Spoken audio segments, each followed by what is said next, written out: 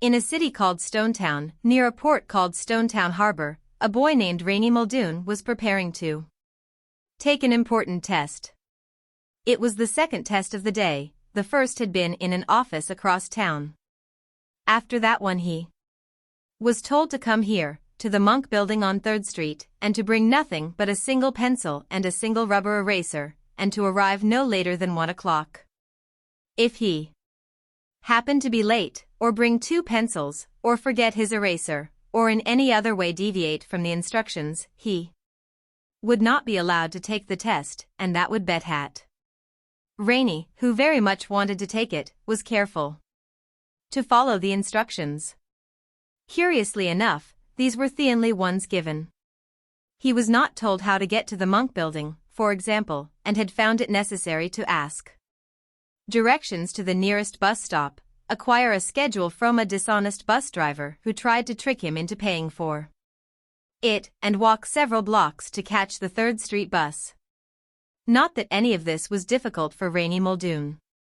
Although he was only 11 years old, he was quite used to figuring things out for himself. From somewhere across the city, a church bell struck the half hour. 12:30. He still had a while to wait. When he'd checked the doors of the Monk Building at noon, they were locked.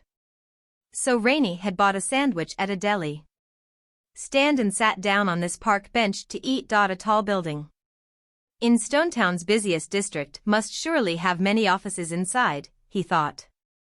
Locked doors at noon seemed a little peculiar. But then, what hadn't been peculiar about this whole affair? To begin with, there was the advertisement. A few days before, Reynie had been reading the newspaper over breakfast at the Stonetown orphanage, sharing sections with his tutor, Miss Paramal. As Reynie had already completed all the textbooks on his own, even those for high school students, the orphanage director had assigned him a special tutor while the other children went to class. Miss Paramal didn't quite know what to do with Reynie either. But she was intelligent and kind, and in their time together, they had grown fond of sharing the morning newspaper over breakfast and tea.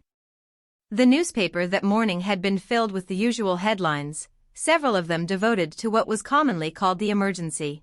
Things had gotten desperately out of control, the headlines reported, the school systems, the budget, the pollution, the crime, the weather, why, everything, in fact, was a complete mess. And citizens everywhere were clamoring for a dramatic improvement in government. Things must change now, was the slogan plastered on billboards all over the city. It was a very old slogan, and although Reynie rarely watched television, he knew the emergency was the main subject of the news programs every day, as it had been for years. Naturally, when Reynie and Miss Paramal first met, they had discussed the emergency at great length, finding themselves quite in agreement about politics. However, they soon found such conversation boring and decided to drop the subject. In general, then, they talked about the other news stories, those that varied day to day, and afterward they amused themselves by reading the advertisements. Such was the case on that particular morning when Reynie's life had so suddenly taken a turn. "Do you care for more honey with your tea?" Miss Paramal had asked, speaking in Tamil, a language she was teaching him, but before Reynie could answer that of course he wanted more honey, the advertisement caught Miss Paramal's eye, and she exclaimed, "Reynie, look at this. Would you be interested?" Miss Paramal sat across the table from him, but Reynie, who had no trouble reading upside down, quickly scanned the advertisement's bold printed words. "Are you a gifted child looking for special opportunities?" How odd, he thought. The question was addressed directly to children, not to their parents. Reynie had never known his parents, who died when he was an infant, and it pleased him to read a notice that seemed to take this possibility into account. But still, how odd. How many children read the newspaper, after all? Reynie did, but he had always been alone in this, had always been considered an oddball. If not for Miss Paramal, he might even have given it up by now, to avoid some of the teasing. "I suppose I might be interested," he said to Miss Paramal, "if you think I would qualify." Miss Paramal gave him a wry look. "Don't you play games with me, Reynie Muldoon. If you aren't the most talented child I've ever known, then I've never known a child at all."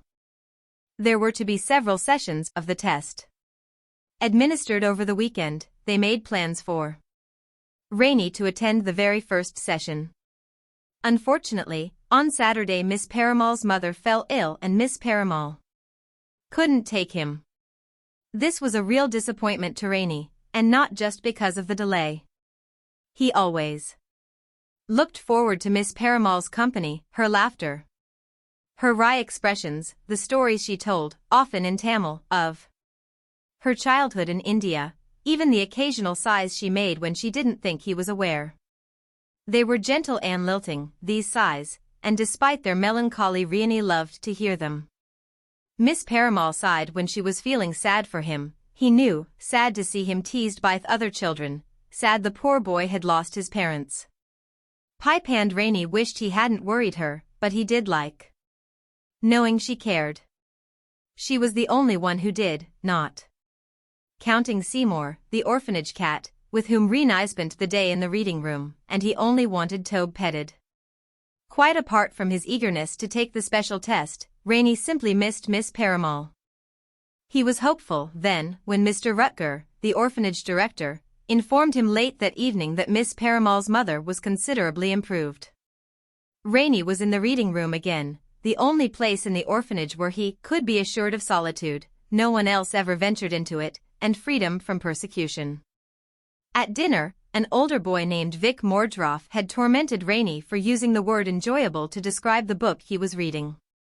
Vic thought it too fancy a word to be proper, and soon had gotten the entire table laughing and saying enjoyable in mocking tones until Reynie had finally excused himself without dessert and retreated here.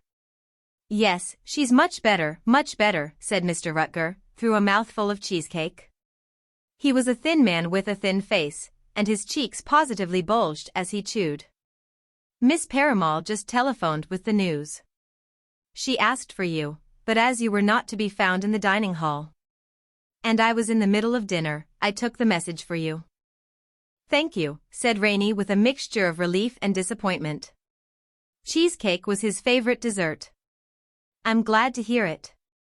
"Indeed, nothing like health. Absolutely nothing like it. Best thing for anyone," said Mr. Rutger, but here he paused in his chewing, with an unpleasant worried expression upon his face, as if he thought perhaps there had been an insect in his food. Finally he swallowed, brushed the crumbs from his waistcoat, and said, "But see here, Reynie, Miss Paramal mentioned a test of some sort." "Special opportunities," she said. "What is this all about?" "This isn't about attending an advanced school, is it?" They had been through this before.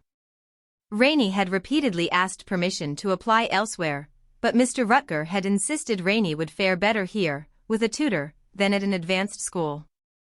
"Here you are comfortable," Mr. Rutger had told him more than once. And more than once Reynie had thought, "Here I'm alone." But in the end Mr. Rutger had his way, and Miss Paramal was hired. It had proved a blessing. Reynie would never complain about Miss Paramal. Still, he had often wondered what life might have been like at a school where the other students didn't find him so odd. "I don't know, sir," Reynie said, his hopefulness slipping into dejection. He wished Miss Paramal hadn't mentioned the test, though of course she must have felt obliged to. "We just wanted to see what it was about." Mr. Rutger considered this. "Well, no harm in seeing what things are about, I suppose. I should like to know what it's about myself. In fact, why don't you prepare a report for me when you return? Say, 10 pages? No hurry, you can turn it in tomorrow evening." "Tomorrow evening," said Reynie. "Does that mean I'm taking the test?" "I thought I told you," said Mr. Rutger with a frown.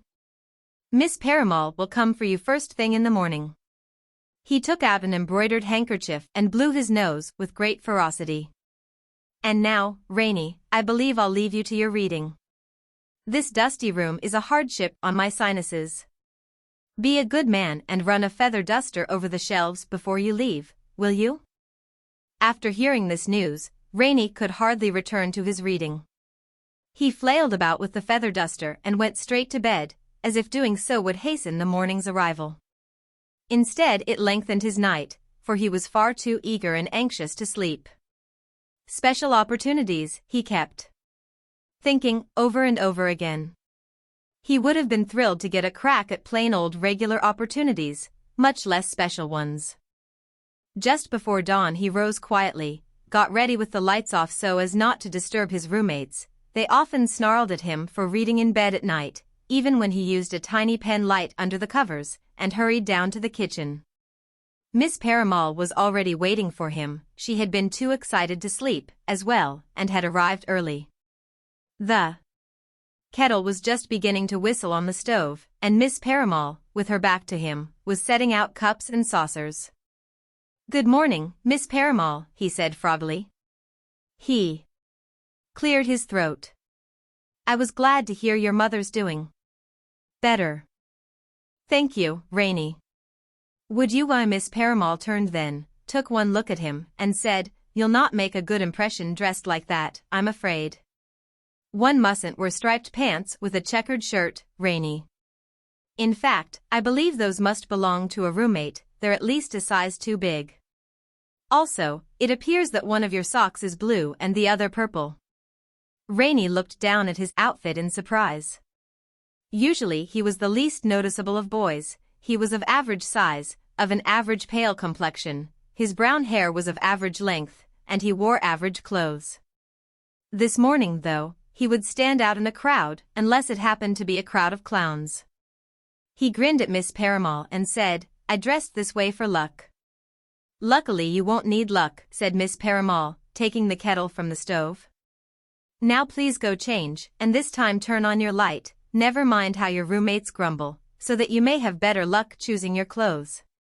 When Reynie returned, Miss Paramal told him that she had a long errand to run. Her mother had been prescribed new medicine and a special diet, and Miss Paramal must go shopping for her. So it was agreed that she would take him to the test and pick him up when it was over. After a light breakfast, neither of them wanted more than toast, yet well before anyone else in the orphanage had risen, Miss Paramal drove him across the sleepy city to an office building near Stonetown Bay. A line of children already stood at the door, all of them accompanied by their parents, all fidgeting nervously. When Miss Paramal moved to get out of the car, Reynie said, "I thought you were dropping me off. You don't think I would just leave you here without investigating first, do you?" replied Miss Paramal.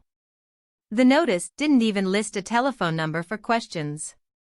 It's a bit out of the ordinary, don't you think?" So Reynie took his place at the end of the line while Miss Paramal went inside the building to speak with someone. It was a long line, and Reynie wondered how many special opportunities were available. Perhaps only a very few, perhaps they would all be given out before he even reached the door.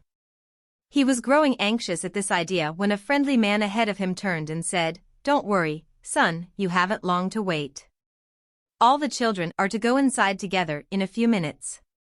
They made the announcement just before you arrived." Reynie thanked him gratefully, noticing as he did so that a number of parents were casting grumpy looks at the man, apparently disliking the notion of being friendly to competitors. The man, embarrassed, turned away from Reynie and said nothing else. "Very well," said Miss Paramal when she returned, "everything is set. You may call me on their telephone when you've finished the test. Here is the number. If I'm not back by then, simply call a taxi and Mr. Rutger will pay the fare. You can tell me all about it this afternoon." "Thanks so much for everything, Miss Paramal," said Reynie, earnestly taking her hand. "Oh, Reynie, you silly child, don't look so grateful," said Miss Paramal. To Reynie's surprise, there were tears on her cheeks. "It's nothing at all. Now give your poor tutor a hug. I imagine my services won't be needed after this." "I haven't passed it yet, Miss Paramal." "Oh, stop being silly," she said, and after squeezing him tightly, Miss Paramal dabbed her eyes with a handkerchief, walked determinedly to her car, and drove away just as the children were ushered into the building. It was a curious test.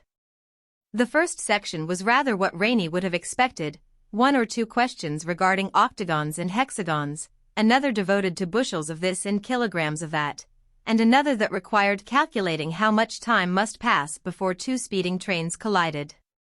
This last question Reynie answered with a thoughtful frown, noting in the margin that since the 2 trains were approaching each other on an empty stretch of track, it was likely the engineers would recognize the impending disaster and apply their brakes, thus avoiding the collision altogether. Reynie raced through these questions and many like them, then came to the second section, whose first question was, "Do you like to watch television?"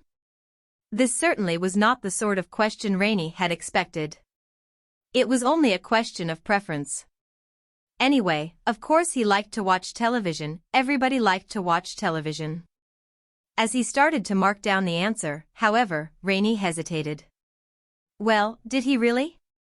The more he thought about it, the more he realized that he didn't, in fact, like to watch television at all.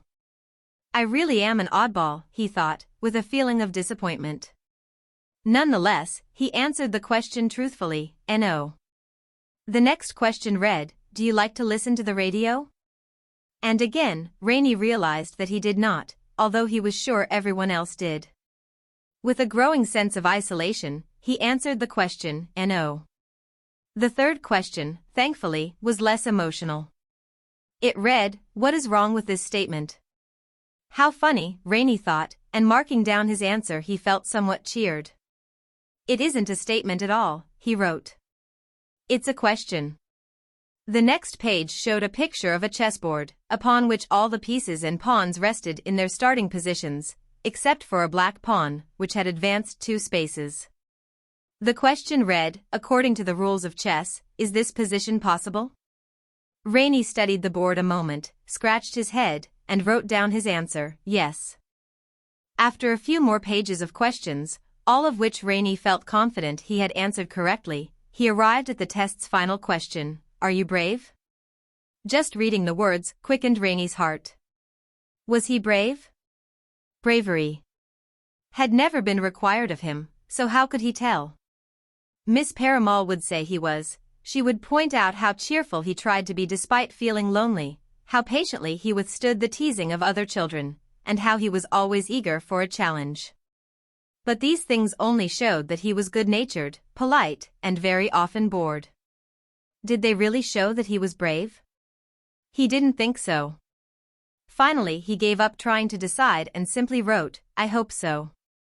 He laid down his pencil and looked around. Most of the other children were also finishing the test. At the front of the room, munching rather loudly on an apple, the test administrator was keeping a close eye on them to ensure they didn't cheat. She was a thin woman in a mustard-yellow suit, with a yellowish complexion, short-cropped, rusty red hair, and a stiff posture. She reminded Reynie of a giant walking pencil. "Pencils," the woman suddenly called out, as if she'd read his thoughts. The children jumped in their seats. "Please lay down your pencils now," the pencil woman said. "The test is over." "But I'm not finished," one child cried. "That's not fair." "I want more time," cried another. The woman's eyes narrowed. "I'm sorry you haven't finished, children, but the test is over. Please pass your papers to the front of the room, and remain seated while the tests are graded. Don't worry, it won't take long." As the papers were passed forward, Reynie heard the boy behind him snicker and say to his neighbor, if they couldn't finish that test, they shouldn't even have come. Like that chess question, who could have missed it? The neighbor, sounding every bit as smug, replied, "They were trying to trick us. Pawns can only move 1 space at a time, so of course the position wasn't possible. I'll bet some stupid kids didn't know that." "Ha! You're just lucky you didn't miss it yourself. Pawns can move 2 spaces, on their very first move, they can. But whether it moved 1 space or 2 is beside the point. Don't you know that white always moves first? The black pawn couldn't have moved yet at all. It's so simple. This test was for babies. Are you calling me a baby? Growled the other. You boys there, snapped the pencil woman. Stop talking. Reynie was suddenly anxious. Could he possibly have answered that question wrong? And what about the other questions? Except for the odd ones about television and bravery, they had seemed easy, but perhaps he was such a strange bird that he had misunderstood everything. He shook his head and tried not to care. If he wanted to prove himself brave, after all, he had better just stop worrying. If he must return to his old routine at the orphanage, at least he had Miss Paramal. What did it matter if he was different from other children? Everyone got teased from time to time. He was no different in that respect. Reynie told himself this, but his anxious feeling didn't fade. After all the tests had been turned in, the pencil woman stepped out of the room, leaving the children to bite their nails and watch the clock. Only a few minutes passed, however, before she returned and announced, I shall now read the names of children admitted into the second phase of the test. The children began to murmur. A second phase? The advertisement hadn't mentioned a second phase. The woman continued, if your name is called, you are to report to the Monk Building on 3rd Street no later than 1 o'clock, where you will join children from other sessions who also passed the test. She went on to lay out the rules about pencils, erasers, and disqualification. Then she popped a handful of peanuts into her mouth and chewed ferociously, as if she were starving. Reynie raised his hand. Yes, the woman said, swallowing. Excuse me, you say to bring only one pencil, but what if the pencil lead breaks? Will there be a pencil sharpener? Again the boy behind Reynie snickered, this time muttering, what makes him so sure he'll be taking that test? She hasn't even called the names yet. It was true, he should have waited until she'd called the names. He must have seemed very arrogant. Cheeks burning, Reynie ducked his head. The pencil woman answered, yes, if a sharpener should become necessary, one will be provided. Children are not to bring their own, understood? There was a general nodding of heads, after which the woman clapped the peanut grit from her hands, took out a sheet of paper, and continued, very well, if there are no other questions, I shall read the list. The room became very quiet. Reynie Muldoon, the woman called. Reynie's heart leaped. There was a grumble of discontent from the seat behind him, but as soon as it passed, the room again grew quiet, and the children waited with bated breath for the other names to be called. The woman glanced up from the sheet. That is all, she said matter-of-factly, folding the paper and tucking it away. The rest of you are dismissed. The room erupted in outcries of anger and dismay. Dismissed, said the boy behind Reynie. Dismissed. As the children filed out the door, some weeping bitterly, some stunned, some whining in complaint, Reynie approached the woman. For some reason, she was hurrying around the room checking the window locks. Excuse me. Miss? May I please use your telephone? My tutor said. I'm sorry, Reynie, the woman interrupted, tugging unsuccessfully on a closed window. I'm afraid there isn't a telephone. But Miss Paramal? Reynie, the woman said with a smile, I'm sure you can make do without one, can't you? Now, if you'll excuse me, I must sneak out the back door. These windows appear to have been painted shut. Sneak out? But why? I've learned from experience. Any moment now, some of these children's parents will come storming in to demand explanations. Unfortunately, I have none to give them. Therefore, off I go. I'll see you this afternoon. Don't be late. And with that, away she went. It had been a strange business indeed, and Reynie had a suspicion it was to grow stranger still. When the distant church bell struck the quarter hour, Reynie finished his sandwich and rose from the park bench. If the doors to the Monk Building weren't open by now, he would try to find another way in. At this point, it would hardly surprise him to discover he must enter the building through a basement window. As he mounted the steps to the Monk Building's broad front plaza, Reynie saw two girls well ahead of him, walking together toward the front doors. Other test takers, he guessed. One girl, who seemed to have green hair, though perhaps this was a trick of the light, the sun shone blindingly bright today, was carelessly flinging her pencil up into the air and catching it again. Not the best idea, Reynie thought. And sure enough, even as he thought it, the girl missed the pencil and watched it fall through a grate at her feet. For a moment the other girl hesitated, as if she might try to help. Then she checked her watch. In only a few minutes it would be 1 o'clock. "Sorry about your pencil, it's a shame," she said, but already her sympathetic expression was fading. Clearly it had occurred to her that with the green-haired girl unable to take the test, there would be less competition. With a spreading smile, she hurried across the plaza and through the front doors of the Monk Building, which had finally been unlocked. The metal grate covered a storm drain that ran beneath the plaza, and the unfortunate girl was staring through it, down into darkness, when Reynie reached her. Her appearance was striking, indeed, even startling. She had coal-black skin, hair so long she could have tied it around her waist, and yes, it truly was green, and an extraordinarily puffy white dress that gave you the impression she was standing in a cloud. "That's rotten luck," Reynie said. "To drop your pencil. Here, of all places." The girl looked up at him with hopeful eyes. "You don't happen to have an extra one, do you?"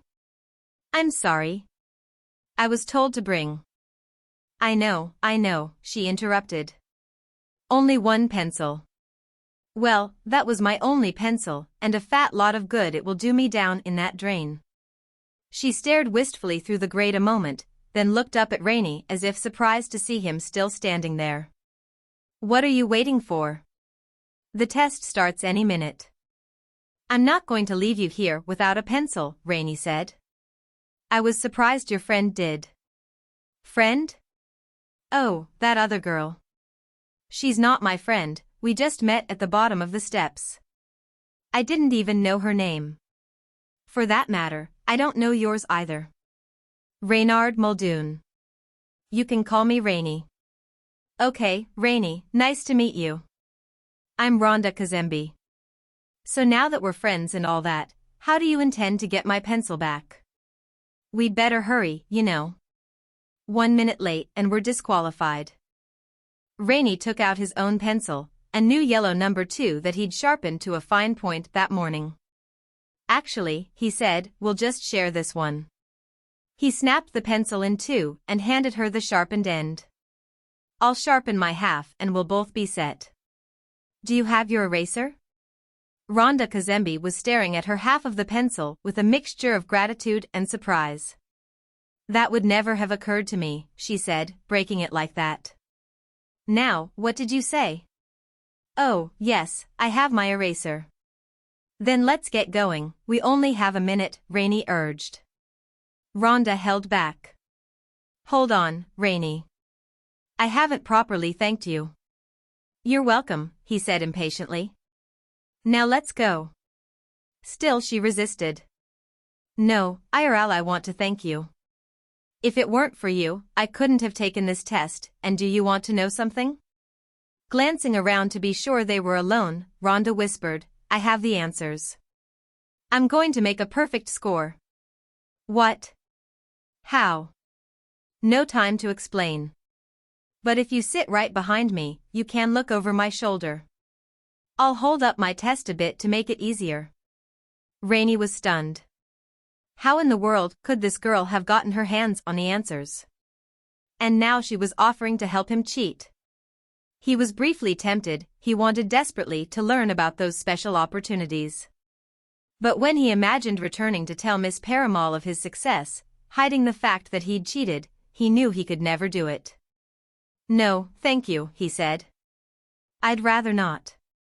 Rhonda Kazembe looked amazed, and Reynie once again felt the weight of loneliness upon him.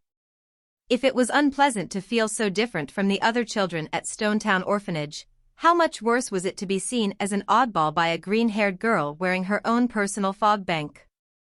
"Okay, suit yourself," Rhonda said as the two of them started for the front doors. I hope you know what you're in for. Reynie was in too much of a hurry to respond. He had no idea what he was in for, of course, but he certainly wanted to find out. Inside the monk building, conspicuously posted signs led them down a series of corridors, past a room where a handful of parents waited anxiously, and at last into a room crowded with children in desks. Except for the unusual silence, the room was just like any schoolroom, with a chalkboard at the front and a teacher's desk upon which rested a pencil sharpener, a ruler, and a sign that said, "No talking. If you are caught talking, it will be assumed you are cheating." Only 2 seats remained empty, one behind the other. To guarantee he wouldn't be tempted to cheat, Reynie chose the one in front. A clock on the wall struck 1 just as Rhonda Kazembe dropped into the desk behind him. "That was close," she said. "There will be no talking," boomed the pencil woman, who entered just then, slamming the door behind her. She strode briskly to the front of the room, carrying a tall stack of papers and a jar of pickles. "If any child is caught cheating, then he or she will be executed." The children gasped. "I'm sorry, did I say executed? I meant to say escorted. Any child caught cheating will be escorted from the building at once. Now then, are you all relaxed?" It's important to be relaxed when taking such an extremely difficult test as this, especially considering how long it is and how very little time you'll have to complete it. In the back of the room, someone groaned in distress. "You there," shouted the pencil woman, pointing her finger. Every head in the room swiveled to see who had groaned. It was the same girl who had abandoned Rhonda Kazembe on the plaza. Under the savage stare of the pencil woman, the girl's face went pasty pale, like the underbelly of a dead fish. "I said no talking," the woman baked. "Do you wish to leave now?" "But I only groaned," the girl protested. The pencil woman frowned. "Do you mean to suggest that saying, 'but I only groaned,' doesn't count as talking?" The girl, frightened and perplexed, could hardly muster a shake of the head. "Very well, let this be a warning to you. To all of you. From this moment on there will be no talking, period. Now then, are there any questions?" Reynie raised his hand.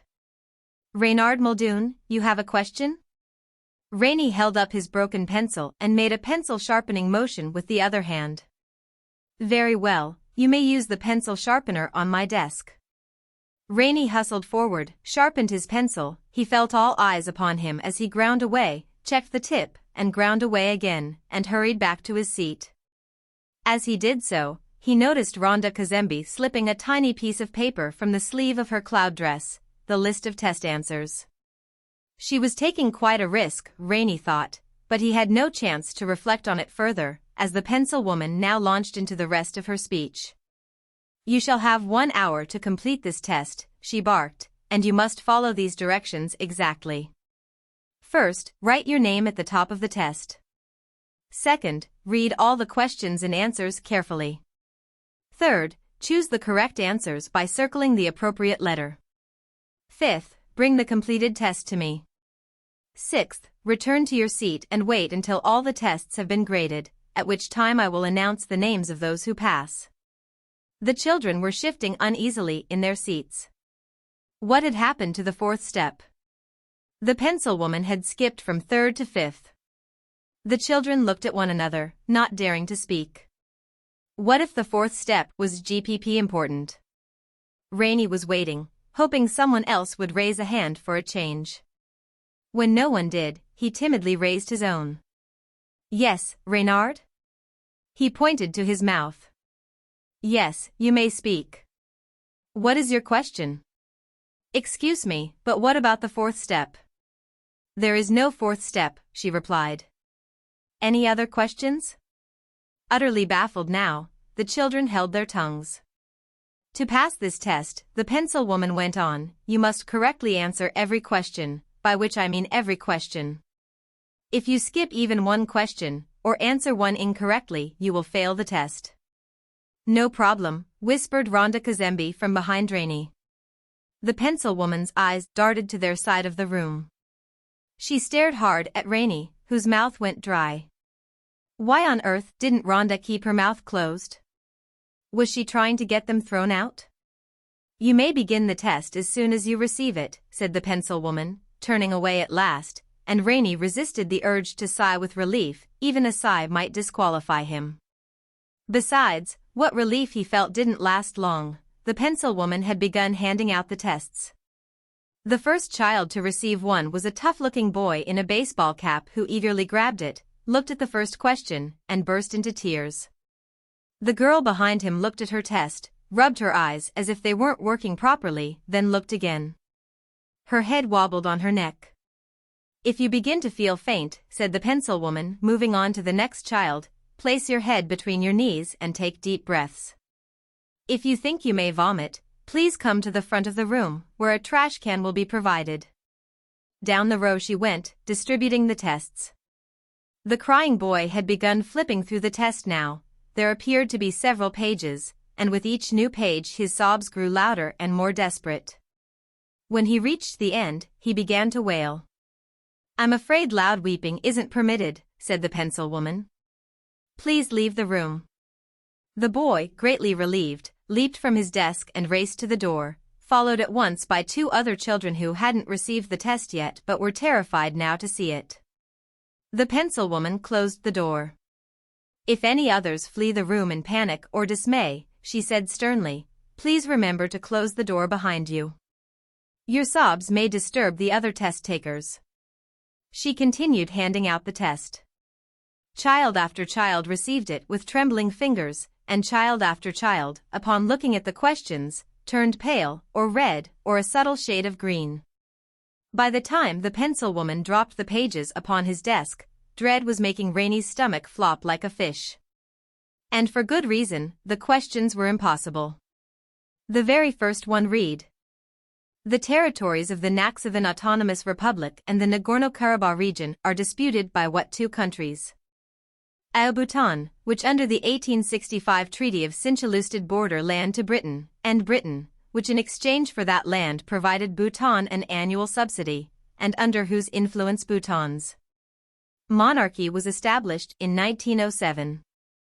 B. Azerbaijan, whose territory in 1828 was divided between Russia and Persia by the Treaty of Turkmenchay, and Armenia, a nation founded after the destruction of the Seleucid Empire some 2,000 years ago, likewise incorporated into Russia by the aforementioned treaty.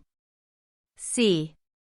Vanuatu, which having been administered, until its independence, by an Anglo-French condominium, retains both French and English as official languages, in addition to Bislama, or Bicolama, and Portugal, whose explorer Pedro Fernandez de Quiros became in 1606 the first European to discover the islands Vanuatu comprises. Although there were two more answers to choose from, Reynie didn't read them. If every question was like this one, he had absolutely no hope of passing. A quick glance at the next few questions did nothing to encourage him. If anything, they got worse. And this was only the first page. All around him children were shivering, sighing, grinding their teeth. Reynie felt like joining them. So much for those special opportunities. Back to the orphanage he would go, where no one, not even good Miss Paramal, knew what to do with him. It had been a nice idea, but apparently he did not have what it took. Even so, he wasn't ready to leave. He had yet to follow the directions, and because he was determined not to quit until he had at least tried, he proceeded to follow them now. Dutifully he wrote his name atop the first page. That was the first step. Well, you've accomplished that much, he thought. The second step was to read all the questions and answers carefully. Reynie took a deep breath. There were 40 questions in all. Just reading them would take him most of the hour. It didn't help that the pencil woman now sat eating pickles. They were especially crisp ones, too, as she watched the children struggle. The second question wanted to know where the common vetch originated and to what family it belonged. Reynie had no idea what a common vetch was, and the possible answers offered no helpful clue. It might be an antelope, a bird, a rodent, or a vine. Reynie went on to the third question, which had to do with subatomic particles called fermions and an Indian physicist named Satyendranath Bose. The fourth question asked which church was built by the Emperor Justinian to demonstrate his superiority to the late Theodoric's Ostrogothic successors. On and on the questions went. To his credit, Reynie recognized the names of a few places, a few mathematic principles, and one or two important historical figures, but it wouldn't do him any good. He would be lucky to answer a single question correctly, much less all of them. When he was exactly halfway through the test, he was on question 20, regarding the difference between parataxis and hypotaxis. Reynie heard Rhonda Kazembe rise from the desk behind him. Was she already finished? Well, of course. She had all the answers. Reynie grimaced in irritation, and as Rhonda stepped forward to turn in her test, the other children gasped in amazement. But the pencil woman seemed not the least bit suspicious. If anything, she was absorbed in Rhonda's bizarre appearance and hardly glanced at the test as she took it. Reynie had a sudden insight. Rhonda was calling attention to herself on purpose. It was a trick. No one would suspect her of cheating, because who in her right mind would make such a spectacle of herself if she intended to cheat? The green hair, it must be a wig, the poofy dress, the whispering, they were all meant to distract. Most people would assume that if a child intended to cheat, then surely she would call as little attention to herself as possible, would be as quiet as a mouse and as plain as wallpaper. Reynie had to hand it to Rhonda. She might not be smart enough to pass the test, but she was clever enough to get away with cheating on it. He felt a pang of jealousy. Now Rhonda would move on to experience those special opportunities, while Reynie would mope his way back to the orphanage, defeated. As Rhonda passed by him on the way to her desk, she winked and let fall a tiny slip of paper. It drifted down like a feather and settled lightly upon Reynie's desk. The test answers. Reynie peeked over at the pencil woman, but she hadn't noticed. She was busy grading Rhonda's test now, making check mark after check mark and nodding her head. So the answers were indeed the right ones. And here they sat on his desk. If he'd felt tempted before, when he'd had no idea how hard the test would be, that temptation was nothing compared to now. No matter that he'd resisted, no matter that he'd chosen this seat precisely to avoid this situation, here he was, staring at a slip of paper that contained the key to his hopes. All he had to do was turn it over and look at the answers. The other children were too busy sniffing and biting their fingernails to notice, and if he hurried, he might even copy the answers down before the pencil woman looked up again. She had finished grading Rhonda's paper and was concentrating on the nearly empty jar of pickles, trying to fish out the last one. Reynie stared a long moment at the paper, sorely tempted. Then he reached out and flicked it from his desk and onto the floor. What good would those opportunities do him if he wasn't qualified to be given them? And where was the pleasure in cheating? If he couldn't pass fairly, he didn't want to pass. He thought this, and mostly believed it, and felt his spirits boosted by the decision.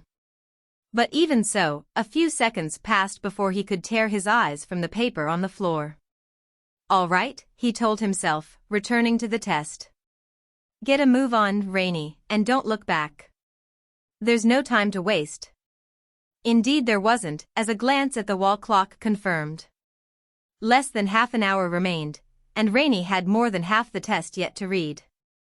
He finished reading about parataxis and hypotaxis. They either had something to do with writing or else with futuristic transportation, but he couldn't decide which, and moved on to question 21, which read, after the fall of the Russian Empire, when a failed attempt to create a Transcaucasian republic with Georgia and Armenia led to the creation of the country Azerbaijan, which currently disputes with Armenia the territories of the Nakhchivan Autonomous Republic and the Nagorno-Karabakh region. From what key powers did Azerbaijan? Reynie stopped. Something about the question seemed awfully familiar, so familiar that he felt pressed to think about it. Hadn't he seen those names before? Flipping back to the beginning of the test, Reynie read the very first question again. The territories of the Nakhchivan Autonomous Republic and the Nagorno-Karabakh region are disputed by what two countries? He blinked, hardly believing his eyes. Armenia and Azerbaijan. The answer to question 1 lay hidden in question 21. This wasn't a test of knowledge at all, it was a puzzle. Reynie looked at question 22, which began, despite having originated in Europe, the vine known as the common vetch, a member of the pea family, is widely. There it was. The answer to question 2. With mounting excitement, Reynie read the next one, and sure enough, although the question itself made no mention of subatomic particles or Indian physicists, there was a long discussion of them in answer D. Not only were all the answers buried in the test, he realized, they were listed in order. Number 1's answer was found in number 21, and vice versa, number 2's answer was found in number 22, and so on, all the way up to number 40, which cleared up the mystery of parataxis and hypotaxis raised in question 20. Reynie was so delighted he nearly leaped from his desk and cheered. Still, he couldn't spare even a moment to congratulate himself, time was running short. Eagerly, he set to the task of finding the correct answers. This took a good while, as it was necessary to flip back and forth between pages and read a great deal of text, and in the end it took Reynie almost exactly 1 hour to finish the test. He had only just circled the last answer, placed his test on the pencil woman's desk, and looked around at the other children. Some were furiously circling numbers at random, hoping to get lucky, and some were not to be seen at all, having crept out of the room in bleak despair, when the pencil woman shouted, "Pencils! Time's up, children. Lay down your pencils, please." After a certain amount of blubbering and wiping away tears, the children stacked their tests on top of Reynie's and returned to their seats. In exhausted silence they waited as the pencil woman flipped through the tests. This took but a minute, she had only to look at the first question, after all. When she came to Reynie's at the bottom of the stack, she ran through the pages, making check marks and nodding. "Nice work," Rhonda whispered from behind him. "You managed it on your own." She seemed genuinely pleased that he hadn't cheated, despite having encouraged him to do just that. She certainly was a strange one. "I shall read now the names of those who passed the test," announced the pencil woman. "If your name is called you will advance to the third stage of testing, so please remain seated and await further instructions. Those whose names are not called are free to go." Reynie's ears perked up. There was a third stage? The pencil woman cleared her throat, but this time she didn't bother looking at the paper in front of her. "Reynie Muldoon," she called out. On her way out of the room, she added, "That is all."